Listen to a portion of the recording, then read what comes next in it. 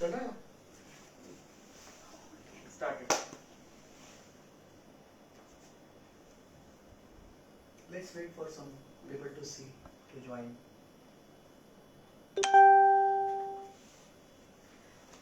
Good evening, सलाम वालेकुम, सत श्री अकाल, नमस्कार। मेरा नाम है लोकेश बगानी और इस वक्त मैं हूँ इंदौर में और आप सभी का स्वागत है मेरे शो जिसका नाम है द हेल्थ टॉक शो। जैसा कि आप सब जानते हैं, इंडिया में आज टेक्नोलॉजी का ज़माना है, ब्लॉगिंग का ज़माना है, एजुकेशन का ज़माना है और अनफॉर्चुनेटली फॉर्चुनेटली कोविड के बाद सोशल मीडिया का ज़माना है। इस सोशल मीडिया ने हमें काफ़ी सारे फायदे दिए हैं, काफ़ी सारे नुकसान दिए हैं और एक खासियत एक सोशल मीडिया की है कि आज हम डायरेक्टली किसी भी पर्सन से जुड़ सकते हैं, किसी भी डॉक्टर से बात कर सकते हैं।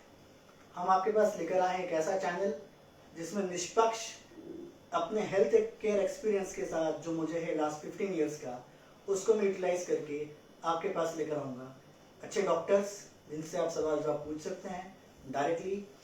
वो कैसे काम कर रहे हैं, सोसाइटी को कैसे बेनिफिट कर रहे हैं, किन विभिन्न बीमारियों का इलाज करते हैं, कैसे करते हैं और जनता को कैसे वो लाभान्वित कर रहे हैं, how they are helping patients to get them better treatment.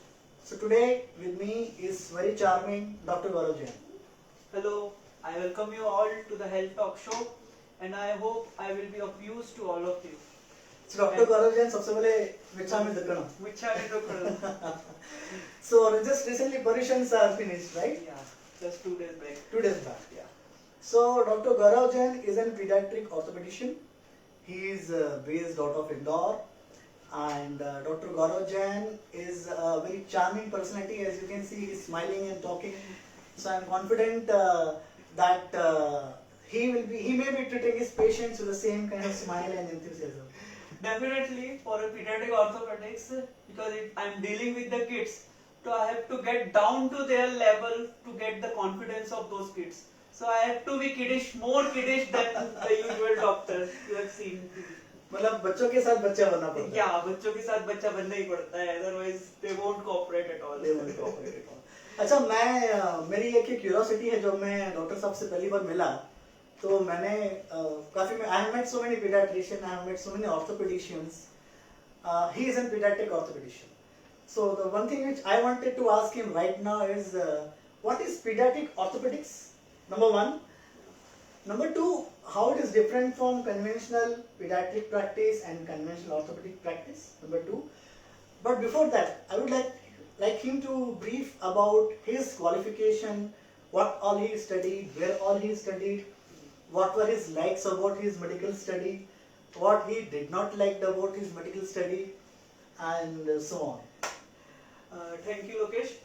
I am an orthopedic surgeon. That means I have completed my MS D Ortho from Jabalpur, and after finishing it, I have completed my DNB Orthopedics from Mumbai.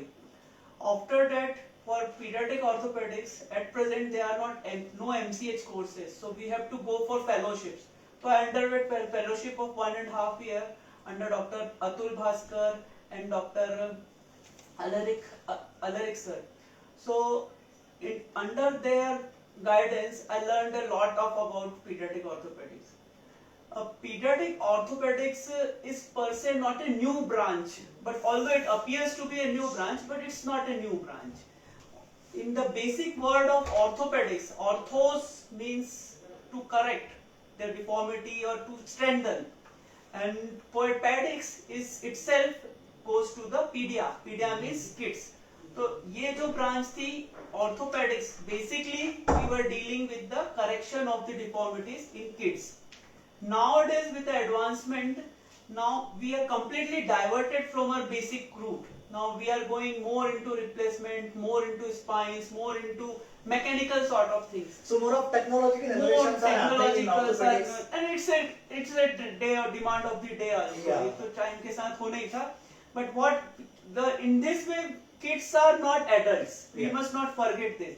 Kids are not miniature adults. True. So their diseases, their problems, their way of treatment is completely different from those of the adults. So all those adults orthopedics, that orthopedicians, they are more into these things. So whenever the fractures come for a kid, they will think of wiring, they will think of nailing, and so is the continued prediction in all this in the society. All the kids must be treated with this, all same fractures. If fracture is same, so the treatment will be same. But this is not the fact. In pediatric orthopedics, it's a quite challenging thing. We have to learn the anatomy, we have to learn the development of the child, how the bone will develop, and then hence we have to plan the treatment accordingly. In adults, the bone is completely formed, but in kids, the bone is forming. So here lies the basic difference between an adult orthopedician and a pediatric orthopedician. Alright, so that brings to me to another counter question, Dr. Gaurav. Is it how much is the ratio? Like for a general public, अगर आम जनता आपसे पूछे कि sir pediatric orthopedician में pediatrics कितना है, orthopedician कितना है?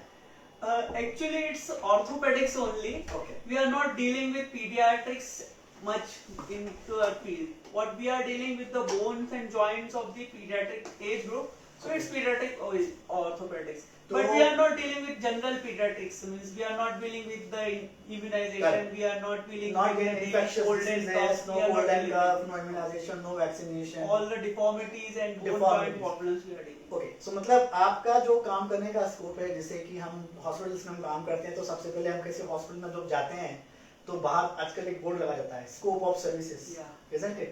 वो NABH accreditations के लिए हॉस्पिटल्स लगाते हैं. जनता को जैसे काफी लोग जानते होंगे NABH के बारे में मैं बता दूं. NABH जो है National Accreditation Board for Healthcare.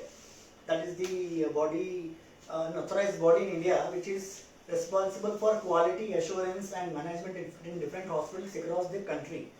And thanks to them, because of them, you can see now there is uniformity of structure, protocols, clinical practices, infection control guidelines, so many things. It's a vast work to do which very fabulously hospital people are doing these days. And that also now reminds me of one thing which we just passed of the second wave.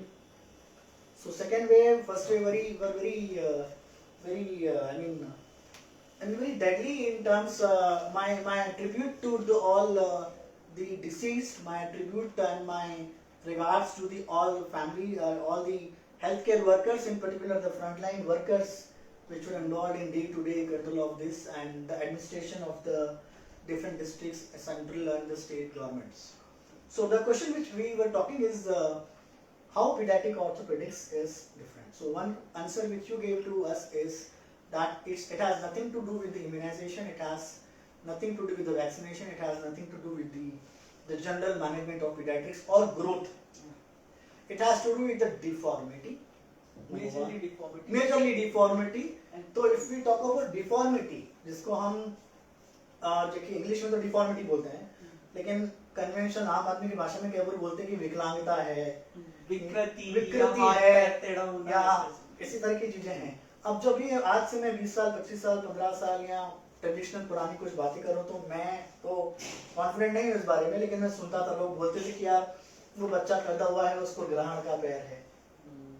काम मतलब सुनते थे हम लोग, है ना, ग्रहण का पैर है या उसका पैर टिला है या वो अशुभ है या उसने लेडी ने कुछ प्रेगनेंसी के टाइम पे कुछ खाया नहीं होगा या इधर गई होगी या उधर, मतलब जो ट्रेडिशन में ह्यूमन नेचर में चीजें आती हैं. या कई बार ऐसे को सुनने को मिलता है कि ये इसने कोई ऐसा गलत काम किया होगा, ये नहीं खाया होगा, व्हाटएवर. तो उसको पुराने तरीके से लोग लेते थे, लेकिन जब मेडिकल साइंस ने प्रोग्रेस किया, we understood these are diseases. We understood there are some factors responsible for these diseases. We understood that this is either hereditary, either acute, or either being some kind of triggers which are responsible for these kind of diseases. Thankfully, with the technology, thankfully to the medical science development, now there are treatment options for different kind of deformities. So I think you should highlight that which are the common deformities, you should highlight which are the treatment options, but before that you should highlight which are the major causes and which are the major deformities which you have faced in your clinical practice of last 5, 6, 10 years. So सबसे ज्यादा जो deformities हमारे India में भी common है वो है club foot. Club foot का मतलब क्लब फुट, या क्लब फुट को क्लब फुट क्यों कहते हैं? पहला क्वेश्चन ये, क्योंकि जब मैंने इसके बारे में पढ़ना चाहा तो मैं क्लब के बारे में, क्लब मतलब या तो जुड़ो या तो एसोसिएशन या तो फुट, तो क्या ये इसका मतलब ये होता है कि जुड़ा हुआ पैर या ऐसा कुछ, इसलिए इसको बोलते हैं? क्लब का एक्चुअली एक और मतलब होता है जो अपन गोल्फ में खेलते हैं, जो उसका बैट सरी का रहता है, ओके, क्लब सरी का, या उसका जो इस तरह का एक पैर इस तरह का रहता है, मतलब उसका जो क्लब रहता है वो एक नीचे से बैंड रहता है, हाँ। और नीचे से स्ट्रेट रहता है, जो आपने टीवी में भी देखा होगा, तो उस चीज का वो क्लब है, तो this is the club for club foot. So see, all all the jargons and all these terms are coming from the Western world. Yeah. So in the Western world they play golf and they thought it's a club, so it's a club foot. Okay. Scientific term for it, Congenita talipes equinovarus. This I is can't- the scientific I term. can't- So we don't say this kind. Usually CTEV या फिर club foot is the more CTEV, frequently. yes, I was reading about CTEV as a Yeah. short form. CTEV. CTEV या club foot is the more frequently used word. So it is, foot is looking like club. Club. So we are calling it club. लेकिन doctor, जिसने कभी कभी golf खेला नहीं, जिसने कभी golf गांव में किसी शहर में अनजान ने वो क्लब देखा नहीं, तो उसको कैसे पता कि ये क्लब फुट है? पहला क्वेश्चन. दूसरा क्वेश्चन ये है कि ये क्लब फुट होता क्यों है?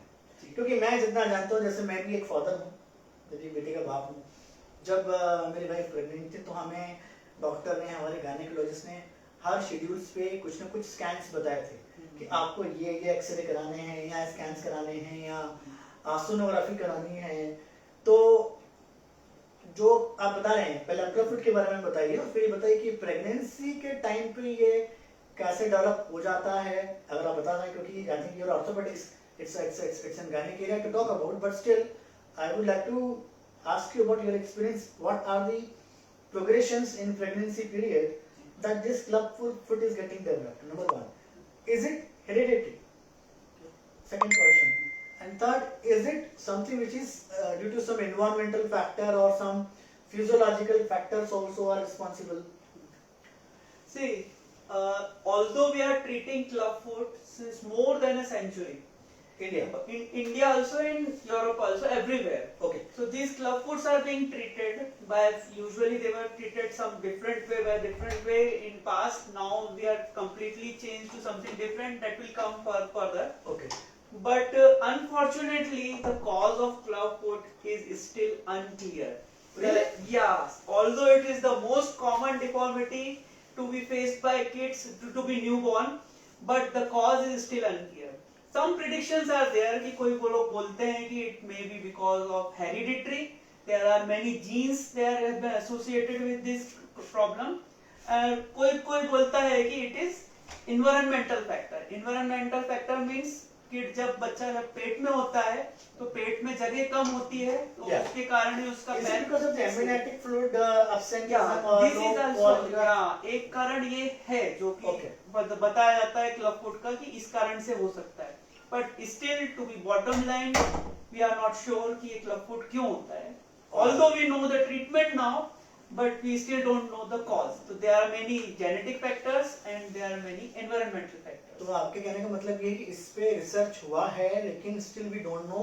Yeah. We don't have any conclusion that what are the exact reasons, but we have findings. Yeah. And the findings suggest that this is because of some factors of hereditary, some factors of environmental. Yeah. Just adding to that, I was just going through some article this afternoon. One of the UK doctor was talking about club foot. He was telling this is more in Asians and Africans. Yeah. It's Is it, more am I in right? Mongolians. Mongolians are more. Is it? Am I right? Yes. Okay. Definitely. So this is, if it is more in Asians, what is the proximity of this in India? And since we are sitting in Indore, which is the cleanest city of India for the 5th time, right? And Indore is the one city which has got first, who got first in 100% first dose vaccination of COVID-19. COVID-19. So in the number one जिसको बोलते हैं इंदौर आएगा, number one जहाँ हम बैठे हैं, यहाँ अगर हम पूरे MP की बात करें, if we talk about the whole of Madhya Pradesh, how much percentage of the population is having this? Any idea you have? Any understanding you have? So in rough estimates, although this some studies have been done in India also to know the prevalence कि कितने percentage बच्चों में ये problem होती है, तो we got to know कि it is about 1 in 1000 born kids. मतलब अगर कोई 1000 बच्चों में किसी एक बच्चे को ये प्रॉब्लम होती है. तो कॉज क्या है कि अपन ये नहीं पता कर पाते हैं, क्योंकि इंट्रायूटेराइन, जैसे आपने भी पूछा था, उसका अपन स्किप हो गया question.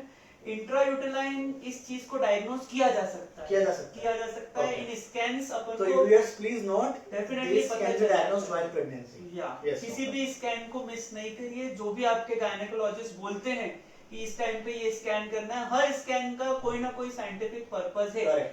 We are not prescribing scans to gain money from you, to take money from you, but it is scientific to Yeah. know. It is proper. We are assessing the proper development of your kid. So don't skip any step. पर हाँ, जहाँ तक scans की बात है, हमने generally pregnancy को 3 phases में डिवाइड करते हैं. What we call trimesters. तो Right. 3 महीने के 3 ट्राइमेस्टर. 9 महीने का बच्चा, 3 महीने का फर्स्ट ट्राइमेस्टर, 3 महीने का second trimester, last 3rd month का 3rd ट्राइमेस्टर. तो जो पहले ट्राइमेस्टर में अगर बच्चे को फुट में कोई प्रॉब्लम आई, दिख रही है, अगर स्कैन पे वो नोटिस हो गई है, तो it is usually associated with other anomalies in the body. It may be spine, it may be heart, it may be renal, मतलब kidney, it may be any other bony association. Okay. और अगर second trimester में ये दिख रहा है, तो they are true CTV, they are true club foots. Okay. और अगर 3rd ट्राइमेस्टर में ये चीज आती है, तो it may be because of the environmental factors that we were talking about, कि पेट में जगह कम है, पानी कम है, तो पैर वैसा है, overcrowding what we call, stuff कर दिया अपन ने बच्चे को छोटी सी जगह में. Okay. तो इसके कारण 3rd ट्राइमेस्टर में आ रहा है. तो वो अगर सेकंड ट्राइमेस्टर में ये क्लब फुट आ रहा है, तो they will more likely to be present at the birth. पर 3rd ट्राइमेस्टर में आ रहा है, तो वी से कि ये धीरे धीरे हो सकता है टाइम के साथ रिजॉल्व भी हो जाए, या फिर बर्थ के टाइम पे बहुत सपल डिफॉर्मिटी रहे, जिसमें अपन को कुछ करना नहीं. इस पॉइंट के बारे में हम एंड में डिस्कस करेंगे जब हम ट्रीटमेंट ऑप्शंस की बात करेंगे. तो मुझे आपसे बात करके ये समझ में आया कि हमारे लिए इम्पोर्टेंट है, जब भी कोई प्रेग्नेंट है आपकी फैमिली में, कि आपके डॉक्टर्स द्वारा जो स्कैन्स या जो सोनोग्राफीज या टेस्ट बताए गए हैं, प्लीज कोशिश करके सारे करवाइए, क्योंकि ये बच्चे की हेल्थ के लिए लॉन्ग टर्म के लिए बहुत इंपॉर्टेंट है. क्योंकि एक बार बच्चा अगर उस विकृति से या किसी प्रकार की कंजेनाइटल डिसीज से पैदा होता है, तो उसकी ट्रीटमेंट्स करना और एक बड़ी जिम्मेदारी होती है. हम समझ सकते हैं कि घर में कोई बीमार होता है तो कितनी परेशानी होती है, क्योंकि मेरे फादर खुद वो डायलिसिस में है लास्ट 7 ईयर से, तो उनके लिए मुझे भी एफर्ट डालने होते हैं, सेवा करनी होती है. अगर कंजेनाइटल बच्चा अगर किसी बीमारी के साथ पैदा होता है, तो पेरेंट्स की कितनी परेशानी होती है और पूरी फैमिली डिस्टर्ब होती है. तो this is one point. So doctor, you were talking about if it is presented in the first trimester, it is more like to be go by. It will resolve or it will not be In presented. first trimester, it will be associated with anomalies. Anomaly. But It will in be 3rd anomaly. trimester, it may go by. It may go. May not be true CT. तो आपका कहने का मतलब है risky scenario है second trimester में, जहाँ पे डॉक्टर के द्वारा बताया गया स्कैन को जरूर कराना चाहिए. Definitely. ओके. तो सेकंड ट्राइमेस्टर में अगर आप हैं, जो भी लेडीज अगर मेरे प्रोग्राम को देख रही हैं इस वक्त कहीं भी देश में, अगर आप सेकंड ट्राइमेस्टर में प्रेग्नेंट हैं, तो आप जरूर आपके डॉक्टर्स के द्वारा बताए गए सेंस को, हालांकि मैं तो पूरे के लिए बोल रहा हूँ कि आप डॉक्टर के एडवाइस फॉलो करिए, लेकिन मैं एम्फेसाइज कर रहा हूँ क्योंकि इस टॉपिक पे हम बात कर रहे हैं और मेरे साथ डॉक्टर गौरव जैन है, जो कि पीडियाट्रिक ऑर्थोपेडिशियन है, जो इसके बारे में बात कर रहे हैं कि सेकंड ट्राइमेस्टर में नॉर्मली इसको प्रॉपर्ली डिटेक्ट किया जा सकता है. राइट. सो ये बात होगी डिटेक्शन की. अगर डॉक्टर हमने इसको सेकंड ट्राइमेस्टर में डिटेक्ट कर लिया, तो क्या कोर्स ऑफ एक्शन होता है? देखिए, ये बीमारी ऐसी नहीं है कि अनफॉर्चुनेटली दूसरी बीमारियां जो डिटेक्ट होती हैं उनका तो अपन कुछ नहीं कर सकते. Then we have to maybe going for MTP और जो भी हम उस बारे में बात नहीं वो करेंगे. चीज अपन डिस्कस नहीं करते. हम इस शो में किसी प्रकार की हाँ. एमटीपी की बात नहीं करते. पर जो क्लब फुट के बारे में बात करेंगे कि ये कोई लाइफ थ्रेटनिंग प्रॉब्लम नहीं है. और दूसरी अच्छी बात यह है कि इस बीमारी का 100% क्योर है. तो अगर सेकंड ट्राइमेस्टर में भी बच्चा को अगर अपने वो स्कैन में आ रहा है या 3rd ट्राइमेस्टर में आ रहा है, तो मैं अपने व्यूअर्स को बस इतना ही बोलूंगा कि इस चीज के लिए वरी करने की बिल्कुल भी जरूरत नहीं है. आजकल इस बीमारी का बहुत अच्छा क्योर है और आपके बच्चे की गारंटी में देखिए, we don't say this word की गारंटी दे रहा हूँ, but to be practical terms में मैं बोल सकता हूँ कि आपका बच्चा perfectly all right रहेगा. So it's a good note to know that कि ये जो बीमारी है, the disease which we are talking about, which is club foot, which Dr. Gaurav Jain is mentioning now. He is assuring and is talking that please get the scans properly done. Even if you find some findings are there in the scans, please don't worry. There are various treatment options, possible options for such kind of conditions, right? तो doctor treatment कब चालू होता है? मैं जैसे कहता हूँ कि फॉर एग्जांपल दो केस लेते हैं, हम दो सिनारियो समझते हैं। हम एक सिनारियो ये समझते हैं कि एक there is a pregnant lady, right? She has undergone scans और not undergone scans and she knows that the child may be having a club foot, जिसका पैर मुड़ा हुआ होगा, राइट? और उस बच्चे का जन्म होता है। एक ये सिनारियो है।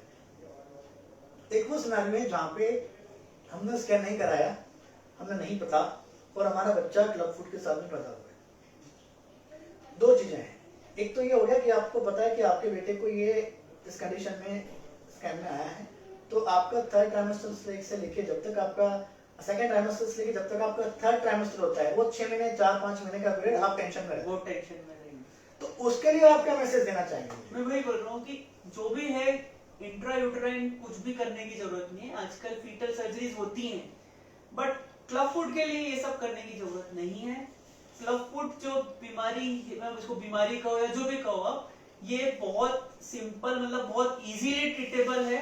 तो केवल इसका डिटेक्शन हो जाने भर से डरने की जरूरत नहीं है। डिटेक्शन हो जाता है वो वेल एंड गुड है, अपन जल्दी से जल्दी प्रिपेयर्ड रहेंगे चीजों के लिए।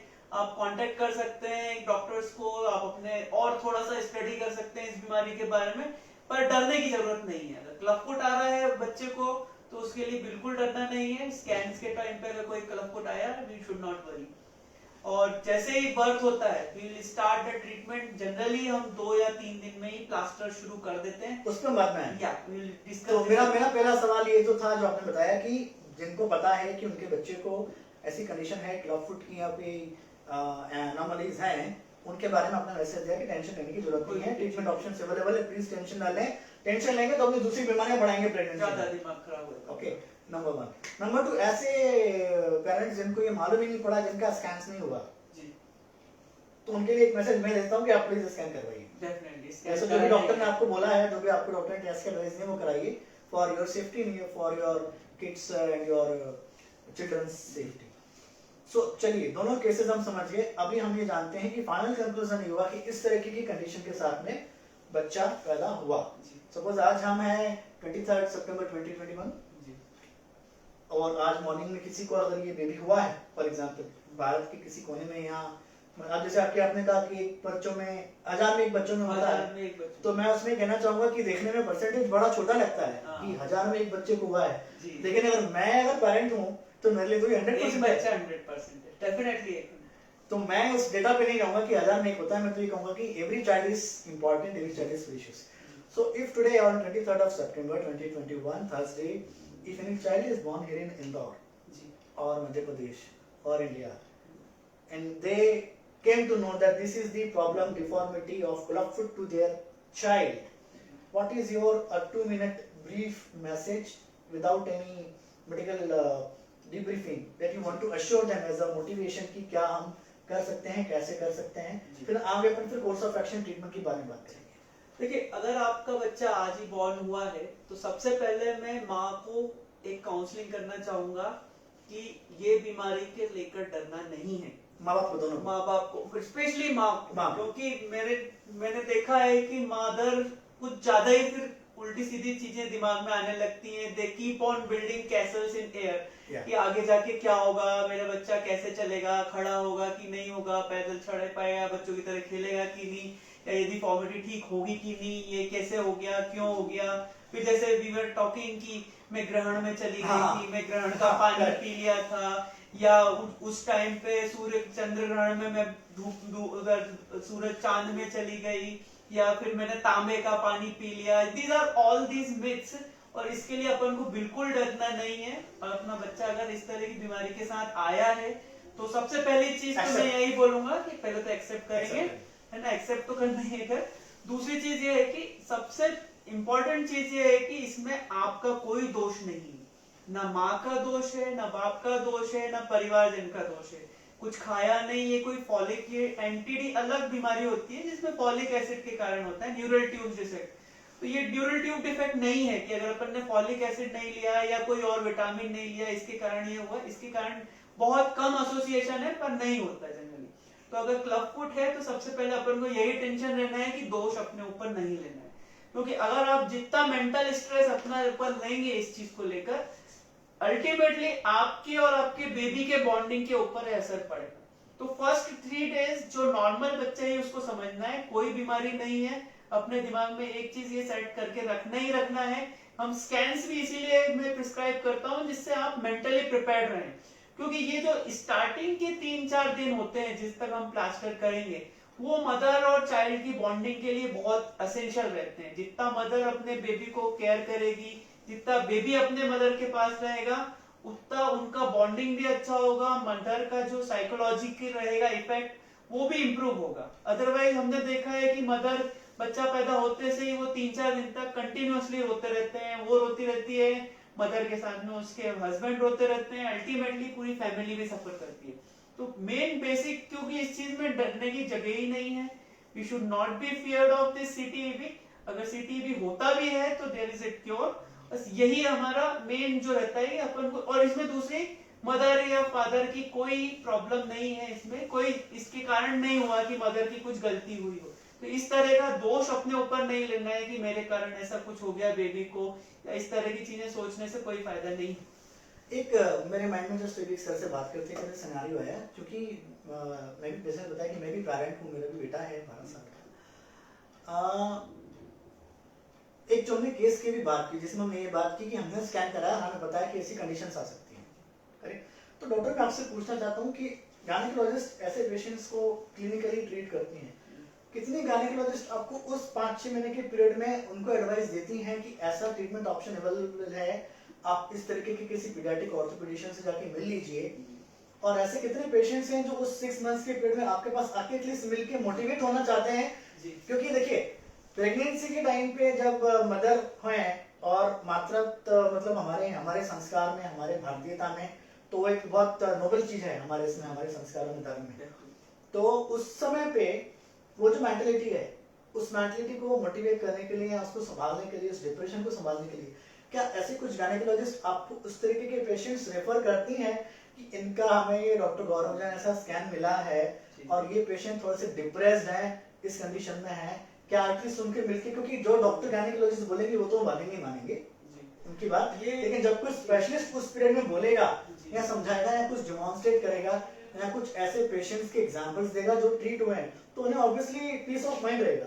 मेरे हिसाब से एज अ पेरेंट और as a human being pregnancy time पे पीस ऑफ माइंड सबसे ज्यादा इंपॉर्टेंट, बहुत ज्यादा जरूरी, सबसे ज्यादा जरूरी वही चीज। वो ऐसे कितने केसेस आपके पास आते हैं? जी अनफॉर्चुनेटली जो स्कैन्स होते हैं, we are stressing upon the scans, but जो प्रैक्टिकल कंडीशन है उसमें जनरली मैंने ऐसा देखा है कि they don't focus on foots and limbs, क्योंकि जो scans focus on foots and limbs, हाँ okay. और स्पेशली सेकंड ट्राइमेस्टर या फर्स्ट ट्राइमेस्टर में तो वो बिल्कुल भी ध्यान नहीं देते, क्योंकि बिकॉज कि उनके पास रश बहुत है। एक दिन में एक स्कैन में, किसी भी स्कैन में अगर एंटीनेटल स्कैन कर रहे हैं वो लोग, तो कम से कम आधा घंटा लगता ही लगता है वो सारे वाइटल्स को, स्पाइन्स को असेस करने में।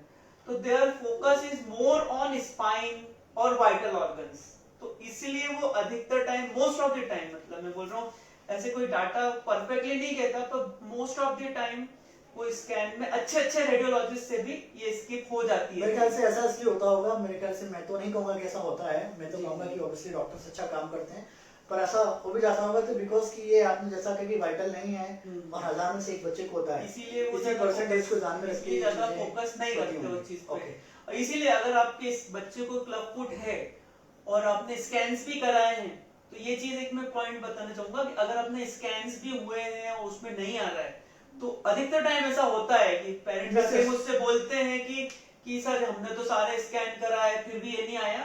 तो उनके लिए भी ये चीज है कि देखिए ये अपना फोकस जो स्कैन का रहता है, रेडियोलॉजिस्ट का भी, गायनेकोलॉजिस्ट का भी, उनका फोकस मोर रहता है कि वाइटल्स कोई अफेक्ट ना हो रहा हो, कोई एब्डोमेन में कोई एनोमली ना हो या हार्ट में कोई प्रॉब्लम ना हो, तो they will look for more for these scans. अब ये सीटीई में आना एक एक्सीडेंटल फाइंडिंग तरीके हो जाती है। अगर किसी ने क्लब फुट किया है, ऐसे पेशेंट्स आते हैं, उनके मदर्स पेरेंट्स भी वरीड होके आते हैं, उनको मैं बस ऐसे ही काउंसलिंग करता हूँ कि we should not be worry for this. ये धीरे धीरे टाइम के साथ में या तो अपने आप रिजॉल्व होगा, पता चला अपने बर्थ के टाइम पर अपन ने देखा कोई क्लब फुट है ही नहीं और बहुत ही है तो सफल है, उसके लिए आगे कुछ मैनेजमेंट भी नहीं करना है। और अगर क्लब फुट होता भी है बर्थ के टाइम पर तो we have to just we have the treatment कि हम उसको फिर प्लास्टर से ठीक कर सकते हैं। उसके बारे में डिटेल में आगे बात करते हैं। मैं तो मेरा कम्युनिकेशन सिंपल है कि अगर हमारे किसी को फैमिली में कोई प्रेग्नेंट वुमन है या कोई प्रेग्नेंट लेडी इस प्रोग्राम को देख रही हैं, इस वीडियो को देख रही हैं, आप अगर सेकेंड ट्राइमेस्टर में हैं और आपके डॉक्टर ने आपके स्कैन्स एडवाइस किए हैं, तो जैसा डॉक्टर बता रहे हैं डॉक्टर गौरव जैन स्कैन्स में कुछ फाइंडिंग्स हैं, तो जरूर आप पीडियाट्रिक ऑर्थोपेडिशियन से डॉक्टर गौरव जैन या किसी अच्छे पीडियाट्रिक ऑर्थोपेडिशियन या आपके नियरेस्ट पीडियाट्रिशियन या आपके गायनेकोलॉजिस्ट या आपके ऑर्थोपेडिशियन किसी से जरूर कंसल्ट करिए कि इसका नेक्स्ट कोर्स ऑफ एक्शन क्या है। तो ठीक है, अब हम आते हैं इसके ट्रीटमेंट ऑप्शंस पे। ट्रीटमेंट ऑप्शंस जैसे कि आपने बताया कि बच्चा आज है, बाहर पैदा हुआ है और क्लब फुट से अगर वो पैदा हो गया है, उसको अगर क्लब फुट है, क्या क्लब फुट के भी टाइप होते हैं? जी, क्लब फुट के बारे में अगर अपन बात कर रहे हैं तो एक अपन उसको ब्रॉडली दो कैटेगरीज में डाल सकते हैं। एक तो सिंपल क्लब फुट और एक syndromic club foot. Simple club foot and syndromic club foot मतलब सिंपल क्लब फुट जिसमें केवल और केवल पैर में डिफॉर्मिटी है और कहीं भी दूसरी डिफॉर्मिटी नहीं है, ना तो स्पाइन में डिफॉर्मिटी है, ना ब्रेन में डिफॉर्मिटी है या कहीं और दूसरी डिफॉर्मिटी, लिम्स में मसल्स की डिफॉर्मिटी कहीं भी नहीं है, केवल और केवल प्योरली क्लब फुट है, उसका पैर केवल मुड़ा हुआ है। दूसरे तरह के होते हैं syndromic club foot. Syndromic club foots में दूसरी एनोमलीज रहती है, या तो उनके क्रीजेस नहीं है, जैसे अपन स्किन फोल्ड्स रहते हैं, जैसे अपन एल्बो पे देखेंगे तो स्किन फोल्ड्स रहते हैं, नी पे देखेंगे तो स्किन फोल्ड्स रहते हैं। कोई स्किन फोल्ड नहीं है तो उसको एएमसी बोलते हैं, आर्थ्रोग्राइपोसिस मल्टीप्लेक्सा कंजेनाइटा। तो ये बीमारी एक अलग होती है। कभी कभी एनटीडी जो कि न्यूरल ट्यूब डिफेक्ट्स होते हैं, मेनिंगोबाइलोसील या मेनिंगोसील। जनता देखेगी जी, जनता के लिए हिंदी में या जी, तो एक सिंपल तरीके से अपन इसको ब्रॉडली क्लासिफाई कर सकते हैं कि सिंपल क्लब फुट जिसमें केवल फुट में प्रॉब्लम है, या सिंड्रोमिक क्लब फुट जिसमें बॉडी के दूसरे हिस्सों में भी प्रॉब्लम है। तो अगर हम सिंपल क्लब फुट की बात करते हैं, क्या वो दोनों पैर में होता है या एक पैर में होता है कि किसी एक पर्टिकुलर तरह के पैर में होता है? जी, क्लब फुट बायलैटरल जनरली बहुत कॉमन रहता है, Okay. जनरली बायलैटरली प्रेजेंट करता है, मतलब दोनों पैरों में हो सकता है? बायलैटरल दोनों पैरों में हो सकता है। किन्हीं केसेस मतलब बहुत सारे केसेस में यूनिलैटरल मतलब किसी एक पैर में भी हो सकता है, राइट या लेफ्ट। तो अगर ज्यादातर डॉक्टर दोनों पैर में होता है तो बच्चे को चलने में प्रॉब्लम होगी बाद में बड़ा होकर। यही ट्रीटमेंट का बेनिफिट है कि हम अश्योर करते हैं पेरेंट्स को बिना स्टार्ट किए ट्रीटमेंट कि आपका बच्चे को हम परफेक्टली चला के भेजेंगे। ओके, तो हमने देखा क्लब फुट जो है what is common in one case out of 1000, that's what the data by Dr. Gaurav. Secondly, it can be detected while the pregnancy. If it is detected while pregnancy, please consult your gynecologist or your nearest pediatric orthopedician or pediatrician or any good reputed doctor. Third, if it is detected and the child is born, there is a treatment option. There are two types.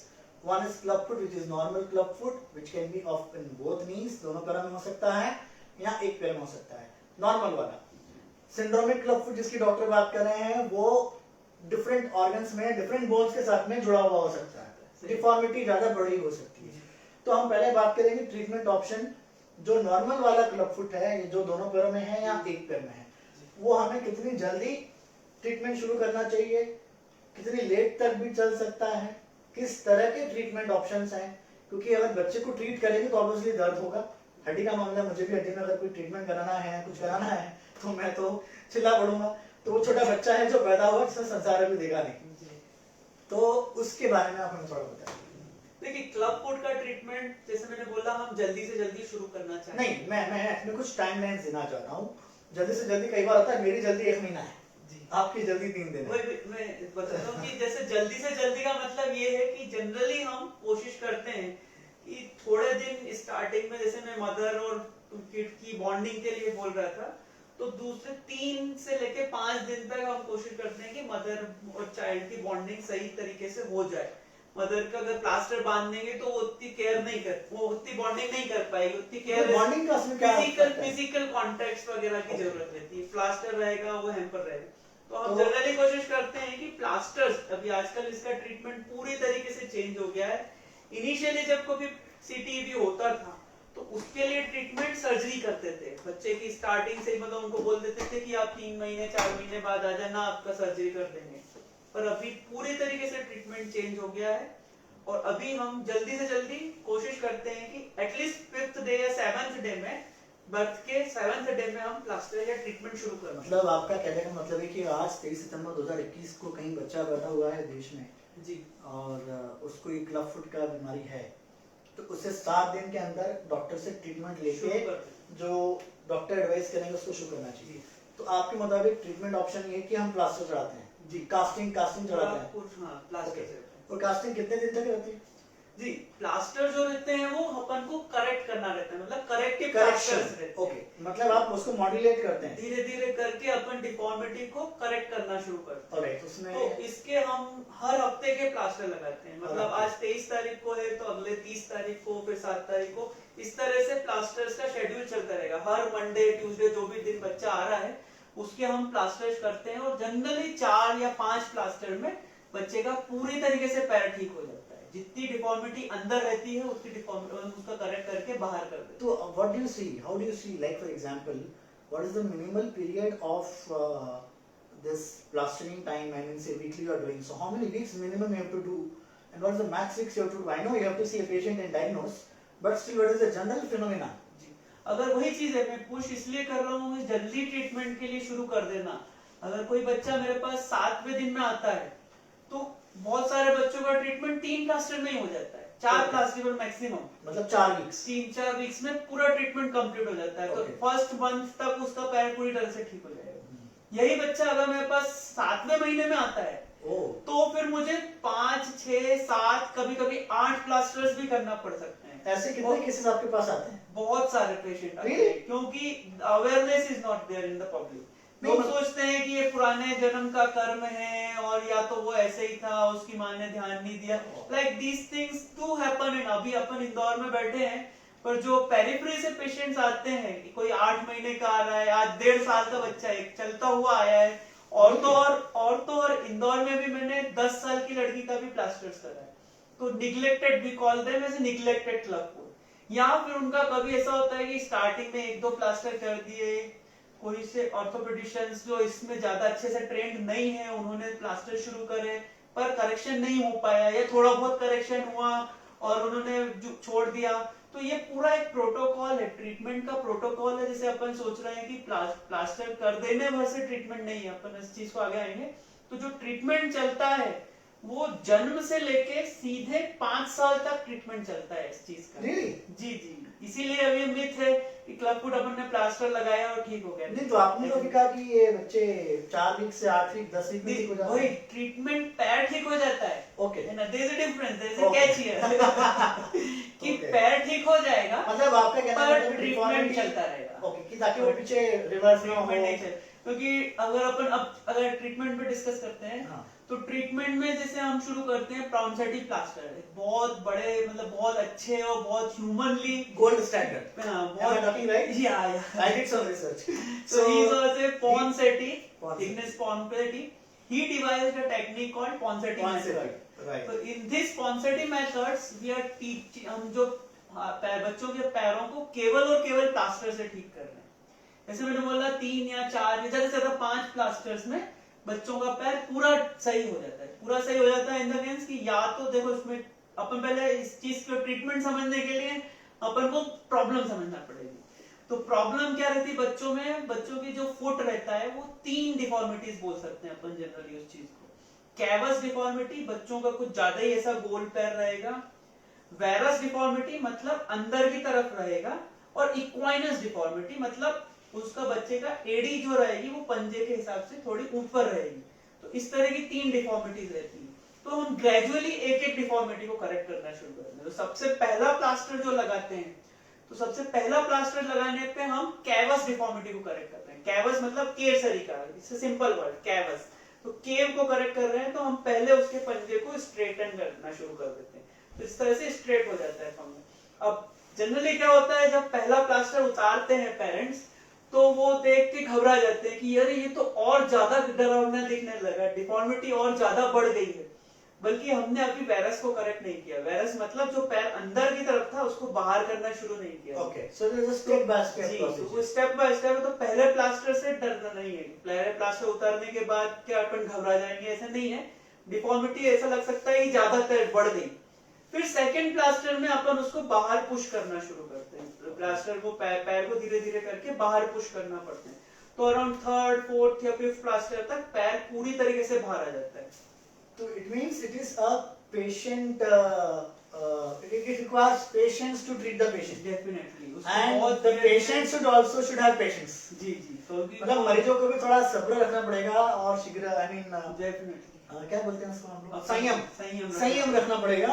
और थोड़ा सा मेरा personal विचार भी है कि हम जब किसी डॉक्टर को दिखाते हैं और हम जानते हैं कि हमारे साथ कोई मेडिकल कंडीशन है फैमिली में, चाहे बच्चों की हो चाहे बड़ों की हो, हमें थोड़ा सा संयम रख के डॉक्टर से बात करते हुए रखना चाहिए, क्योंकि डॉक्टर्स क्वालिफाइड होते हैं जो डिसीज को ठीक करना जानते हैं। हम अपना गूगल का दिमाग या अपना ये ब्लॉगिंग का दिमाग या नेट का दिमाग जब लगाते हैं तो सारी उलझनें चालू होती हैं। मैं ये खुल के अपने शो पे बोल रहा हूँ, as a health care professional भी बोल रहा हूँ और एज अ पेशेंट भी बोल रहा हूँ, क्योंकि मेरी फैमिली में मेरे फादर डायलिसिस में, तो मैं दिमाग में लगा था जो डॉक्टर बोलता है मैं वैसा करता हूँ। So what I am trying to tell you is a truth that please follow whatever instructions are given by the doctor. So आपने ये बात की कि क्लब फुट में हम step by step based on the diagnosis हम plaster लगाते हैं और हम कोशिश करते हैं कि बच्चा 3 हफ्ते से लेके 4 हफ्ते से लेके 8 हफ्ते जो उसकी जैसी कंडीशन में लाया जाता है हमारे पास, हम उसको ठीक करके उसको चलाने की कोशिश करते हैं और जिंदगी भर वो ठीक रहे, उसकी बीमारी में आगे प्रॉब्लम्स ना हो, बीमारी बाउंस बैक या वापस ना आए, उसके लिए हम 5 साल तक लगातार कुछ ना कुछ ट्रीटमेंट प्लान या फॉलो इसके बाद में जब करेक्ट हो जाता है, जैसे अपना अभी इक्वाइनस डिफॉर्मिटी जनरली प्लास्टर से करेक्ट नहीं होती। इक्वाइनस क्या होता है? इक्वाइनस डिफॉर्मिटी जैसे मैंने बताया, एडी जो है वो उंगलियों से ऊपर रहती है, मतलब पंजा उसका इस तरह से रहेगा। ओके, तो ये जब तक डिफॉर्मिटी जनरली बहुत से बच्चों में 50% बच्चों में करेक्ट हो जाती है प्लास्टर से, 50% बच्चों में करेक्ट नहीं हो पाती है। We would like to do this kind of session again with some kind of kids next time. Definitely, so that अभी थोड़े पेशेंट आएगा तो so that we can discuss about their experience, क्योंकि ये आप जो बता रहे हैं ये समझ में काफी लोगों को आ नहीं रहा होगा, आ रहा होगा, बट एक बार जब मरीज सामने होगा वो बात करेगा या उसकी कुछ एक्सपीरियंस बताएगा तो समझ में आएगा। The whole objective is to create a motivation amongst people to get their patient, their kids treated properly. So doctor, you were telling me about that there will be 3 or 4 year continuous treatment. Once the deformity is corrected, के बाद भी फिर हम उनको shoes देंगे। उनको shoes, This is अच्छा, the main important part of the treatment. Special shoes. Plasters मेरे हाथ में है, प्लास्टर में बच्चे को ठीक करूंगा, पर जब पंजा पूरी तरीके से ठीक हो जाएगा तब उसकी सेकंड फेज जो कि बहुत लंबी, बहुत कम्बरसम, और यही एक सबसे क्रूशियल स्टेप रहती है बच्चे के पैर को डिटरमाइन करने के लिए। क्योंकि बच्चों के जनरली क्या, पंजा लोगों के दिमाग में भी यही है कि अपना प्लास्टर हो गया, पैर ठीक हो गया, अब कोई दिक्कत नहीं, पैर बढ़िया दिखेगा आपका, पूरा उसके कोई सर्जरी नहीं लगेगी अधिकतर बच्चों में, केवल प्लास्टर से ठीक हो जाएगा। पर जो करेक्शन आया है उसको मेंटेन करना पड़ेगा, उस चीज को मेंटेन करना सबसे इम्पोर्टेंट है। इसीलिए जो बोल रहा हूँ कि पैर ठीक हो जाएगा पर ट्रीटमेंट चलता रहेगा। राइट, सो आपका ट्रीटमेंट हो गया, बच्चा ठीक हो गया, बच्चा चल रहा है, लेकिन उसको मेंटेन करने के लिए कि वो बीमारी वापस ना आए, जी, कितनी उम्र तक वो इस तरह के शूज करना पड़ेंगे? जनरली हमारे जो प्रोटोकॉल सभी लोगों का अलग अलग रहता है, पर वर्ल्ड वाइड एक्सेप्टेड प्रोटोकॉल ये है कि स्टार्टिंग के 3 महीने तो एटलीस्ट अपने, लेकिन जो बच्चा चलता ही नहीं है उसका क्या? जैसे वही चीज उन्हीं बच्चों में, उनके बच्चों के लिए भी रिकरेंस, क्या कि प्लास्टर से जो करेक्शन होता था पहले जमाने में, सर्जरीज करते थे, तो सर्जरी क्या होती थी, वो एक तरह से परमानेंट हो जाती थी। तो ये देख के लगता था आप नहीं करते सर्जरीज, हम भी करते हैं, बहुत ज्यादा निगलेक्टेड है जिसमें अपन ने प्लास्टर्स ट्राई कर लिए, या सिंड्रोमिक बेबी है। तो पहला ऑप्शन आप क्या देते हैं पेशेंट्स को? सभी बच्चों को, even for a kid of 10 years we prescribe nowadays plasters, केवल प्लास्टर्स और प्लास्टर, उसके अलावा और कुछ नहीं, प्लास्टर्स और प्लास्टर्स, नथिंग एल्स। कोई सर्जरी का देयर आर फ्यू सर्जन जो पुराने ट्रीटमेंट को फॉलो करते हैं, उनके लिए सर्जरीज एडवाइस करते हैं। पर सर्जरीज का डिसएडवांटेज एक ये होता है कि ये सर्जरीज में बच्चों का पैर तो जल्दी से ठीक हो जाता है, पर वो स्टिफ होके रह जाता है। स्टिफ मतलब जो रेंज रहती है बच्चे का, पैर पूरा हिलता है, जो Right. फ्लेक्सिबिलिटी रहती है वो पूरी तरीके से खत्म हो जाती है। अच्छा हाँ, तो ये हम वो उस टाइप के शूज पहन के रखना पड़ेंगे for long period of for long period. ये है club foot in the normal condition. जी जी। सिंड्रोमिक कंडीशन में सिंड्रोमिक में भी सेम टू सेम रहेगा। सिंड्रोमिक में प्लास्टर्स का संख्या बढ़ जाएगी। अच्छा, एसोसिएटेड जो प्रॉब्लम्स हैं उनकी वो ट्रीटमेंट तो उनके साइड बाय साइड चलेगा, कभी डीडीएच के कारण है, कभी बहुत सारे डीडीएच मींस डीडीएच मतलब डिसलोकेटेड हिप, मतलब Dislocated hip। अच्छा, जो आप जो okay। पूरा किसका रहता है किन्हीं किन्हीं Okay। बच्चों को, उसके ऊपर भी अपन को एक बार डिस्कस करना चाहिए, क्योंकि ये भी एक बहुत important second cause of deformity in kids है, जो डीडीएच है। तो ये कितना परसेंट आता है? जैसे हमने बोला कि क्लब फुट 1000 में से एक को होता है, तो ये 3000 में एक को। तो डीडीएच वो सबसे इंपॉर्टेंट क्या है इसमें, एक्चुअली आई शुड नॉट से दीज वर्ड्स, पर इसमें कहीं ना कहीं डॉक्टर की चूक है। मतलब अगर डीडीएच आप मेरा शो मत करो। कहीं ना कहीं एक्चुअली अगर डीडीएच डायग्नोज नहीं करते, कॉज होने में तो डॉक्टर की कुछ चूक नहीं है, पर डीडीएच को अगर डायग्नोज अपन ने जल्दी कर लिया तो ये कहीं ना कहीं डॉक्टर की Okay। चूक है। तो सिंड्रोमिक में there will be multiple plasters and longer treatment Longer for treatment, simple club foot number of plasters will will be be more, high, chances of surgical Are there। intervention will be more.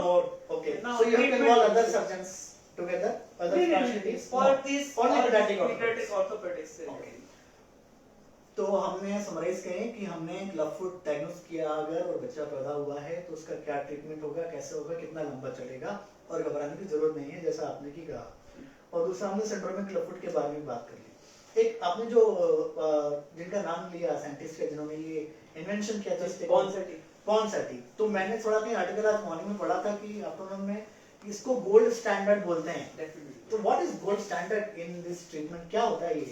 Gold standard मतलब आज के जमाने में gold standard, आज के जमाने में हो सकता है कल के जमाने में कोई नई टेक्निक आ जाए तो वो दूसरा गोल्ड स्टैंडर्ड हो जाएगा। तो in medical science it is completely changing every day. Means it is the best। अभी के टाइम में वी आर डूइंग, मतलब what the method we are following, this is the gold standard. मतलब आप कहीं भी चले जाएं, चाहे आप अफ्रीका चले जाएं, चाहे आप अमेरिका चले जाएं, चाहे ऑस्ट्रेलिया चले जाएं या इंडिया में चले जाएं, 99% of the orthopedicians and 100% of the pediatric orthopedicians, we are following this Ponseti treatment for the correction of So CT. what Dr. Gaurav Jain is saying that it is a gold standard treatment what he is following and other leading doctors are following, which is called as Ponseti Ponseti treatment. treatment, and which is considered as the gold standard in the industry in the healthcare.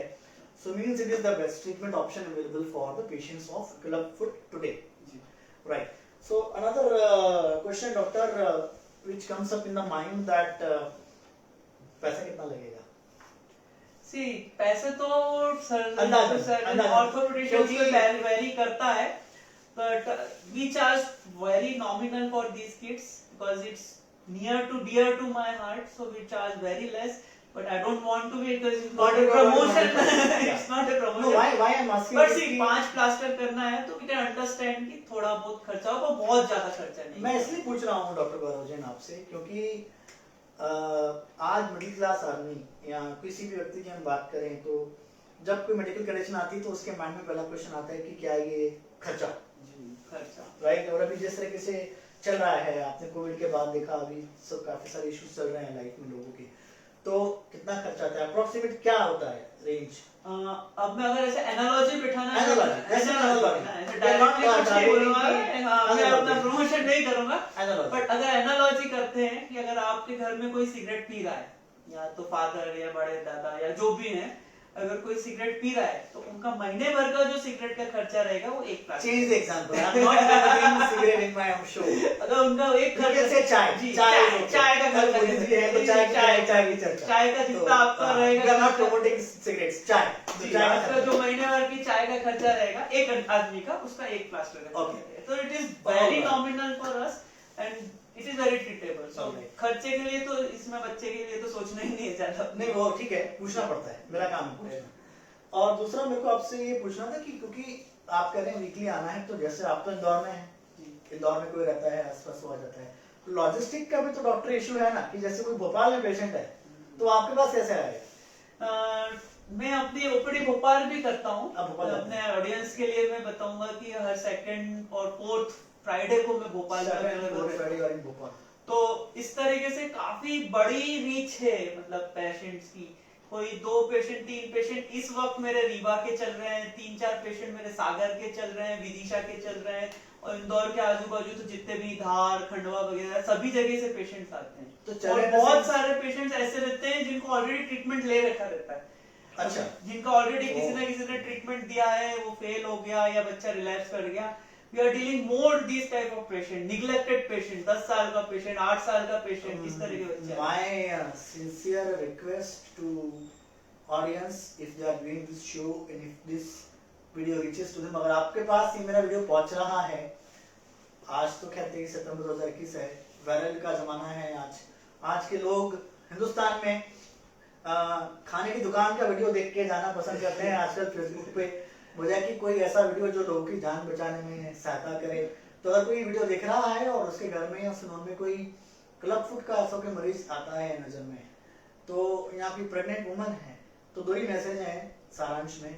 Doctor के द्वारा बताए गए scans को ढंग से कराइए, अगर कोई इस तरीके की क्लब फुट की एनोमली की पॉसिबिलिटी हो तो मालूम हो सके, अगर ना हो बहुत अच्छा होता है तो प्लीज ट्रीटिंग डॉक्टर से मिलकर उसके आगे कोर्स ऑफ एक्शन का जरूर प्लान करिए, नंबर 1। नंबर 2, अगर ऐसा कोई आपके आसपास मरीज है या पेशेंट है जो इस तरीके की कंडीशंस के साथ में है, तो प्लीज उसको किसी अच्छे डॉक्टर के पास, अपने आसपास ऑर्थोपेडिशियन, पीडियाट्रिक ऑर्थोपेडिशियन या गायनेकोलॉजिस्ट के पास जाइए, ताकि वो किसी स्पेशलिस्ट के पास या पीडियाट्रिक ऑर्थोपेडिशियन के पास उनको रेफर करें, सो दैट कि उनका ट्रीटमेंट प्रॉपर हो सके। क्योंकि विकलांगता के साथ, हाँ विकलांगता के और इससे विकलांगता भी होती नहीं, ये कम्प्लीटली क्योरेबल चीज है। नहीं, पर अगर नेग्लेक्टेड पेशेंट है तो निग्लेक्टेड पेशेंट है तो विकलांगता कहलाएगी, होगी। पर वो विकलांगता मतलब उसका मतलब you are not into the certifying these things. हाँ, वो तो सर्टिफिकेट तो आपको डिस्ट्रिक्ट हॉस्पिटल से नहीं मिलेगा। मैं और विकलांगता रहेगी, क्योंकि फिर बच्चा जो रहेगा वो ऐसे ऐसे चलेगा। अच्छा। उसका जो अंदर वाला है, बाहर वाला हिस्सा रहेगा वो इस तरह से मुड़ा हुआ रहेगा, तो उसके ऊपर ऐसे ऐसे चलेगा वो। ऐसे तो इसके कारण उसको बहुत अल्सर्स भी होते हैं, किन्हीं किन्हीं बच्चों को बहुत सारी प्रॉब्लम्स भी होती हैं। जबकि ये बीमारी कम्प्लीटली क्योरेबल है और मात्र प्लास्टर से ठीक हो जाने वाली है। तो कुल मिला के प्लास्टर इसके लिए और कुछ नहीं सोचना है। क्लब फुट मतलब प्लास्टर, जल्दी से जल्दी प्लास्टर, पूरे प्लास्टर, और फिर मेंटेनेंस के लिए पूरे टाइम पर शूज। कौन से शूज बोलते हैं उसको? जी, उसके लिए अभी जो स्टार्टिंग में अपन ने शुरू किया था तब DB splint, Denis Browne shoes बोलते, स्प्लिंट्स बोलते थे। ये शूज स्पेशल टाइप के शूज आते हैं, इसमें दोनों शूज एक रॉड के सहारे जुड़े रहते हैं। मतलब आपके दोनों पैर सामने एक बंधे रहेंगे और बीच में एक रॉड रहेगी। तो उसमें सामाजिक एक्सेप्टेंस का इशू नहीं आएगा डॉक्टर? आता है ये सामाजिक एक्सेप्टेंस तो फिर भी, क्योंकि स्टार्टिंग के 1 या 2 महीने में तकरीबन रहता है, फिर जब 3 महीने तक कंप्लीटली टाइम पिलाना रहता है, धीरे धीरे कम कर देते हैं। तो जब तक उनको वो पब्लिक में जाना शुरू करते हैं तब तक वो ऐसा फेज हो जाता है कि अपन 1-2 घंटे के लिए ढील छोड़ सकते हैं। अच्छा, है ना। पर उससे ज्यादा प्रॉब्लम पेरेंट्स का इशू हो जाता है। कैसे? पेरेंट्स, अधिकतर पेरेंट्स बस एक ही कंप्लेंट करते हैं, सर बच्चा पहनता नहीं है, बच्चा रोता है तो उसके दादा बोलते हैं उतार दो, बच्चे ने खुद ही थोड़े से बड़े होते हैं तो खुद ही उतार लेते हैं। एक पेरेंट्स को, एक सागर झांसी से आए थे, वो they used to come from Jhansi to Indore for getting this club foot treated, और वो इतने विजिलेंट थे कि वो उनके जब बीच में एक बार तो लॉकडाउन के टाइम पे उसने तोड़ दिया, जो शूज था वो टूट गया। These are the stories that मैंने कभी एक्सपेक्ट भी नहीं किया, क्योंकि कोई झांसी से शूज के लिए आएगा। तो झांसी से शूज टूटने के लिए वो लेडी खुद बस करके, भले लॉकडाउन में कैसे करके इंदौर तक आई, फिर उसने कैसे तो भी शूज बनवाया। तो कुछ पेरेंट्स ऐसे भी होते हैं, कुछ पेरेंट्स ऐसे होते हैं कि सर दादी चिल्ला रही है, रोने लगता है बच्चा तो हम उतार देते हैं। तो ये चीज नहीं होना चाहिए। अपन को बच्चों के लिए जितना भी पॉसिबल हो वो शूज पहना के रखना ही रखना है। This is the main focus जो कि हमारे ट्रीटमेंट पे हेल्पर करता है रिजल्ट्स को। ओके, तो हम ये समझें कि ट्रीटमेंट पॉसिबल है, प्लास्टर से ही होगा। प्लास्टर के बाद जैसे कि डॉक्टर गौरव सिंह बता रहे हैं, रिहैबिलिटेशन जिसको मैं अगर कहूं, it's more of maintenance of the same treatment with little bit of care. Are these kids in a position to become athlete? क्या बच्चे खिलाड़ी बन सकते हैं? डेफिनेटली। कोई बच्चा अगर आपको मिले भी जिसको क्लब फुट ट्रीट हुआ है, तो कोई बता भी नहीं पाएगा कि इसको कभी ये बीमारी थी। अच्छा। इसका कंप्लीटली ट्रीटेड क्लब फुट है। जनरली 3 कौन से है? 4 या 5 साल में हम बोलते हैं कि आपका ट्रीटमेंट कंप्लीट हो गया, तो उनका फिर रिलैप्स के चांसेस भी कम रहते हैं। 3-4 Relapse होते हैं? जी डेफिनेटली। जैसे मैंने बोला प्लास्टर का एक ही साइड इफेक्ट है, उसी के लिए अपन को मेंटेनेंस के लिए शूज पहनाने पड़ेंगे। तो कोई भी बच्चा देख के नहीं बता सकेंगे कि इसको कभी कोई प्रॉब्लम भी थी, उसका पैर इस तरह से था, नहीं बता पाएंगे। क्लब फुट का ट्रीटमेंट 100% हो जाता है और बहुत अच्छा वो मेंटेन भी रहता है, और कोई स्पेशल टाइप का शूज पहनने की जरूरत नहीं पड़ती उसको। नॉर्मल फुटवेयर पहनता है वो अपनी पूरी एक्टिविटीज कर पाएगा, चलना फिरना खेलना कूदना नॉर्मल बच्चों की तरह ही रहेगा। लेकिन एक बात और जैसे आपने कही कि फैमिली का सेटअप माइंडसेट होना भी बहुत जरूरी है। फैमिली माइंडसेट और फैमिली सपोर्ट के बगैर ये चीजें नहीं हो सकती। और हम ये जानते हैं कि ये गोल्डन पीरियड है, आई मीन मेडिसिन की भाषा में जिसको गोल्डन आवर्स भी कहते हैं, लेकिन ये गोल्डन आवर्स नहीं है, बट से कि इट्स अ प्रीशियस टाइम कि if any kind of kid is diagnosed with this condition और any condition is being diagnosed by any of the doctor, they should get it treated well on time, and they should have a courage to continue the treatment. Number one. Number two, budget की आपने बात की, आपने बताया कि चाय के budget के साथ ही इसका इलाज हो सकता है। तीसरी बात, क्या इसको इंश्योरेंस कंपनी कवर करती है? एक्चुअली कंजेनाइटल है, इसमें नाम में ही कंजेनाइटल इक्वाइनोटेलिकोवायरस, तो कंजेनाइटल बीमारियों को इंश्योरेंस कवर नहीं करते। कोई भी इंश्योरेंस कंपनी में इंश्योर नहीं होगा ये कवर। ओके। तो ना प्लास्टर का खर्चा इंश्योरेंस कंपनी देगी, ना अगर मान लो कभी आगे जाके सर्जरी करना पड़ी तो सर्जरी का पैसा भी। कोई कोई सी कंपनियां रहती है जैसे कॉर्पोरेट इंश्योरेंस जो रहते हैं वो लोग फिर भी अफोर्ड करते हैं, पर जनरली जो भी पॉपुलर कंपनीज हैं वो इस चीज को कंजेनाइटल बोल के रिजेक्ट कर देते हैं। ओके, लेकिन कुछ ऐसी कॉर्पोरेट पॉलिसीज होती है, बड़ी बड़ी कंपनीज हैं जो जिनके पास 500, 1000, 2000 एम्प्लॉइज होते हैं, वो ग्रुप पॉलिसीज लेती हैं। उनमें होता है, तो बहुत सारे पेशेंट्स का हमने इस तरह से करा है इंश्योरेंस में भी, पर majority of the policies Is state government or any of the government funding for this kind of treatments?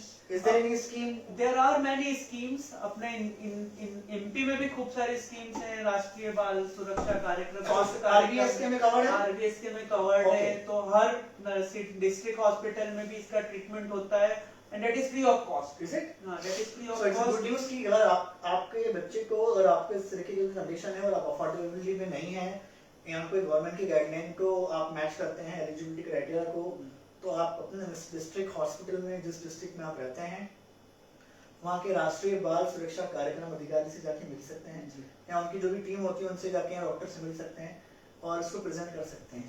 वहाँ जाएंगे तो उसके बाद वो क्या करेंगे?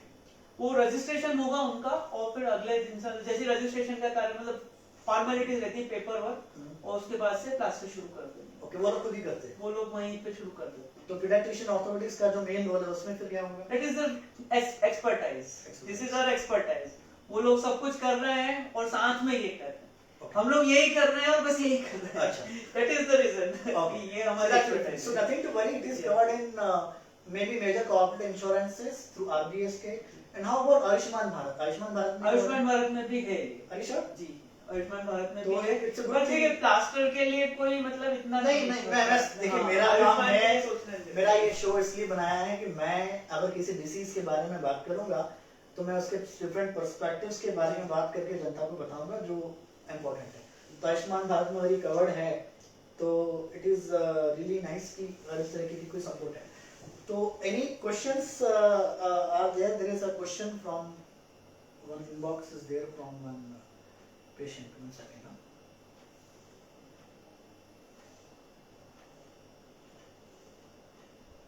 Okay, this patient seems to be from Indore and he is asking, doctor, what if my what if my son is having both bilateral, मेरे बेटे को दोनों पैरों में मुड़ने की शिकायत है, मैं आपसे कब कैसे जानकारी ले सकता हूँ? तो You are most welcome. I will share my number to you. And you can call me. I think I can do this thing. You can do this thing. So you can call me at 9111464959. This is my number. You can just Google my name on Google my name. It will be coming just in first 3 categories, and you can call me anytime. Dr. Gaurav, you can. अरे sir आजकल Google क्या है? So that is why I don't have to share my number. Just Google my name. You will be coming to me only. So anything else you wish to say doctor? मैंने तो आपसे बहुत सारे questions पूछे, और मैं जिन लोगों ने ये शो देखा है या जो देखेंगे, जो शो का फायदा लेंगे, मैं उनसे जरूर निवेदन करूंगा, मैं उनसे कोशिश करूंगा, गुजारिश करने की कोशिश करूंगा, पूरा देखें, समझना है अगर शो को ढंग से, बजाय किसी ग्लिम्स देख के इग्नोर करने के। शेयर करें, अगर आपको लगता है कि काम की बात हो रही है तो शेयर करें, लाइक करें, व्यू करें, क्योंकि हम ज़्यादातर तो फूड ब्लॉग्स देखने में इंटरेस्टेड होते हैं, जहाँ पे टिक्कियाँ बन रही हैं, या ओ अरे भाई क्या बटर डाला है वाला मामला आजकल चल रहा है। तो मेरी कोशिश ये है कि let's become health care blogger. I think I am one of the few chat show hosts which you have also met, who is talking very neutral, bias. But unfortunately in India, and this is our effort for the health talk show, we have to create awareness about ourselves rather than creating awareness of other brands. Yeah. We have to focus, we should focus. India में सबसे neglected जो चीज है वो health है। अपन सब कुछ कर लेंगे, घर बना लेंगे, ये कर लेंगे, पर हेल्थ इज द मैं भी कह रहा हूँ कि this is the most important motto of the health talk. The health care is very important. आप इस तरीके के वीडियोस देखें जो आपको जानकारी देते हैं। मैं ये देखता हूँ कि उन वीडियोस के मिलियंस एंड मिलियंस व्यूज होते हैं जो प्रैंक्स हो रहे हैं, या जो खाना बना रहे हैं, जो ढाबे चल रहे हैं, whatever. But we mostly neglect ourselves. हमारे बच्चों के बारे में भी सर्दी खांसी के ट्रीटमेंट को सबसे कम प्रायोरिटी इंडिया में पता नहीं क्यों मिलती है, कि इतना कम प्रायोरिटी। 10-10 साल के बच्चे क्लब फुट लेके घूम रहे होते हैं, और उनका जबकि ट्रीटमेंट 1 महीने में ही हो जाएगा। really? एक महीने में पैर ठीक हो जाएगा उसका, और 10-10 साल तक बच्चे भटकते रहते हैं। तो this is the awareness is our motto, कि सभी जो भी व्यूअर्स देख रहे हैं और जिनके फ्रेंड्स के साथ में ऐसी कोई प्रॉब्लम है, तो उनको ये अवेयरनेस दें कि क्लब फूड का ट्रीटमेंट 100% है, और इसको निग्लेक्ट करने के लिए कुछ भी ऑप्शन ही नहीं। So just to summarize this show now, we have taken almost 1 hour. It was nice talking to you, Dr. Gaurav Jain in Indore here. I'm Lokesh Bhagani. I'm your host for the Health Talk Show. This is my first show with you, Dr. Gaurav. Thank you. And I'm really happy the kind of enthusiasm you have done, and the kind of knowledge you are being imparting for your patients' education. To summarize this conversation of 1 hour in 2 minutes is, if you are a pregnant woman, please watch this whole video. अगर आप pregnant हैं तो आप इस video को जरूर पूरा देखें। दूसरा, अगर आपके आसपास नजदीक में किसी बच्चे को पैर मुड़ने की समस्या है, जिसका पैर अंदर मुड़ा हुआ है, दोनों या एक, तो आप जरूर नजदीकी ऑर्थोपेडिशियन से जाके सलाह लें, या गायनेकोलॉजिस्ट से पूछिए, या आप पीडियाट्रिशियन से सलाह लें। नहीं तो जरूर किसी स्पेशलिस्ट पीडियाट्रिक ऑर्थोपेडिक से मिलें। और अगर आप इंदौर में हैं तो डॉक्टर गौरव जैन आपके पास एक्सेसिबल हैं। और आप डॉक्टर गौरव जैन भोपाल भी जाते हैं? भोपाल। ओके, और कौन से जगह जाते हैं? भोपाल, खंडवा, धार, any city, major city you can think of around Indore, I am available. और आजकल ऑनलाइन का जमाना है, ऑनलाइन का जमाना है, तो आप प्लीज इनसे टेली कंसल्टेशन ले सकते हैं। तो summarise, if you are pregnant, please watch this show. If you are having any child nearby who is having clubfoot issues or deformity, please consult your doctor. Thanks for watching this show. Good night. Take care of yourself. Please follow COVID-19 protocols and behavior, and follow the government guidelines. Shukran. Good night. Namaskar.